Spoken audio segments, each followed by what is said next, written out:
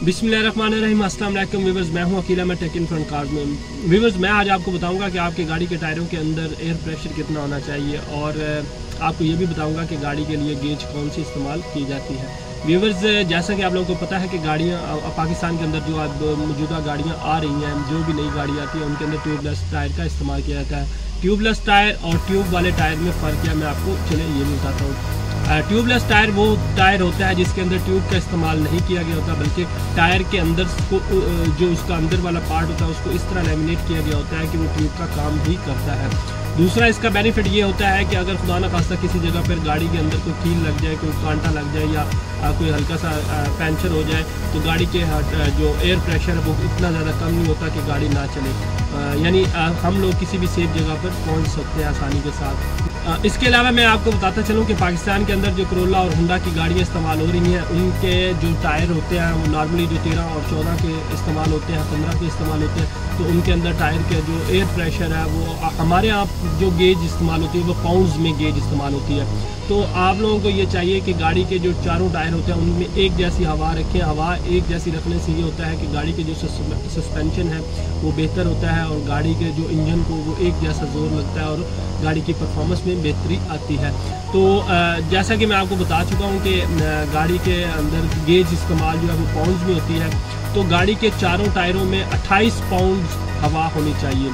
उससे ये होगा कि आपकी गाड़ी का ज़्यादा जोर भी नहीं लगेगा, आपकी फुल एवरेज भी ठीक रहेगी और आपकी गाड़ी को छोटे छोटे जो जंप्स होते हैं वो बैठे हुए गाड़ी के अंदर आपको फील नहीं होंगे, वो टायर के अंदर जज़ब हो जाएंगे।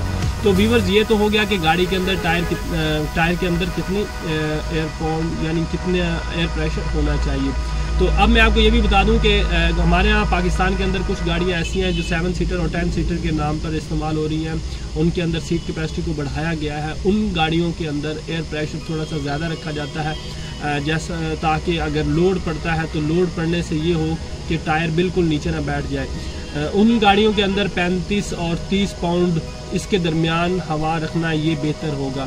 कोशिश ये करें कि फ्रंट पे 30 पाउंड रखें और बैक पे आप 32 से 35 पाउंड हवा रखें।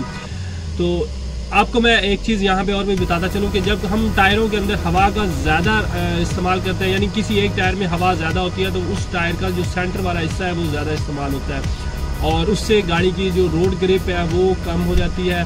और अगर चारों टायरों में हवा ज़्यादा रखेंगे तो गाड़ी रोड के ऊपर हल्का सा भी कंकर भी कोई आ जाएगा, उसके ऊपर से भी गाड़ी गुजरेगी तो वो बैठे हुए ड्राइवर को पता चलेगा कि गाड़ी जंप से गुजरी है। तो इसीलिए गाड़ी के टायर में हवा जो प्रेशर है वो मुनासिब रखें और साथ में आप ये करें कि अच्छा ज़्यादा कम प्रेशर होने की वजह से भी ये होता है कि गाड़ी के इंजन का ज़्यादा जोर लगता है और उससे आपकी फ्यूल एवरेज पे भी फ़र्क पड़ता है। तो कोशिश ये किया करें कि अपने जो गाड़ी के टायर का जो एयर प्रेशर उसको हमेशा मेंटेन रखें और बेहतरीन, इससे आपकी गाड़ी की परफॉर्मेंस भी बेहतर होगी और आपके टायरों की लाइफ भी बढ़ जाएगी। तो मज़ीद इस तरह की इंफॉर्मेटिव वीडियोस के लिए आप लोग मेरे चैनल को ज़रूर सब्सक्राइब कर दीजिएगा, वीडियो को लाइक कीजिएगा, कमेंट्स कीजिएगा। मिलते हैं इंशाल्लाह नेक्स्ट किसी ऐसी इंफॉर्मेटिव वीडियोस के लिए। अल्लाह हाफिज़।